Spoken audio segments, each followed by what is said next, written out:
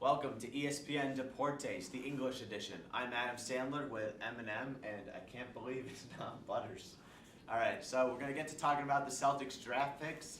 Some good picks with Terry Rozier, R.J. Hunter, Jordan Mickey, and the crap one, Marcus Thornton. Ryan, what are your thoughts about the draft?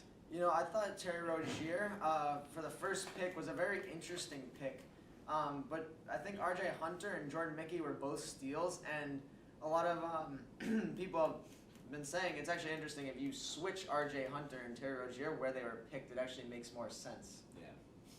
So, but Danny Ainge talked about how he had info that Rozier probably wouldn't have been available at their second pick in the first round. So I think they made the right decision. They got the guys they wanted. Yeah, I would agree with that. They really didn't need Terry Rozier. They have Thornton and Thomas, pretty much the point guard position handled, but he'll be there in case of injuries or, trades, whatever they want to do.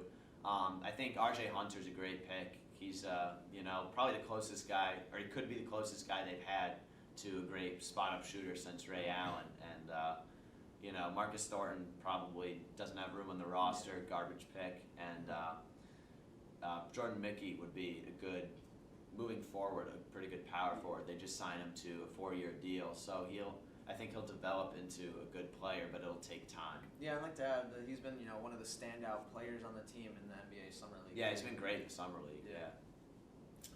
Well, I think R.J. Hunter was a great steal. Celtics desperately need three-point shooters, and that's what they got in him. Rozier is an interesting pick. I think they picked him more of using as a trade asset down the road. Mickey, once again, great steal in the second round. He's going to take time to develop. That's why they just signed him to a 4-year deal for $5 million, highest contract for a second-round pick ever. I think the Celtics did a pretty good job. I would agree. Let's open up the phone line, 617-779-9851. 617-779-9851. See who we got. We got Henry from Braintree. Henry, you're on ESPN Deportes, the English edition. Hello, gentlemen. What's up, Henry? I'd like to talk about this clown. I think his name is D'Angelo Jordan. Yeah, that's right. My son he was telling me about this and how this dude is switching back and forth, and I think that's just so typical of today's generation. Am I right, guys? What are your thoughts? Yeah. A lot of kids today can't make decisions. They're indecisive, so they always flip flop. Well, Yeah. All right. So, what do you guys think about This that? is like the biggest decision he's ever made in his life, and well, you should be happy with whatever decision you make. So if you really are not going to be happy in Dallas, you should switch back, because that's going to be the next 4 or 5 years of your career. And well, tough love for the Mavs, but I think DeAndre made the right decision on going back to the Clippers. But that just shows that DeAndre may not be ready to be that superstar caliber of a player to be a franchise player that everyone thought he would be. Yeah, I mean, that's what happened. He got afraid of the role, but the only mistake was I think he just handled it the wrong way. I mean, not many players end up in that situation, so, there's not really a precedent of how to handle it. So, I don't know. I guess you should probably call back the owner or whatever. He kind of not being a nice guy. He just ignored his calls and whatever, but I think, he made a snap decision for more money and more playing time and didn't realize the effects. Yeah, I agree. And, I think from DeAndre Jordan's point of view, he made the right move early. I think he committed to the Mavs too soon before he knew what he was getting himself into. But if you look at the situation, he has in Los Angeles with the Clippers. He's got Chris Paul and Blake Griffin.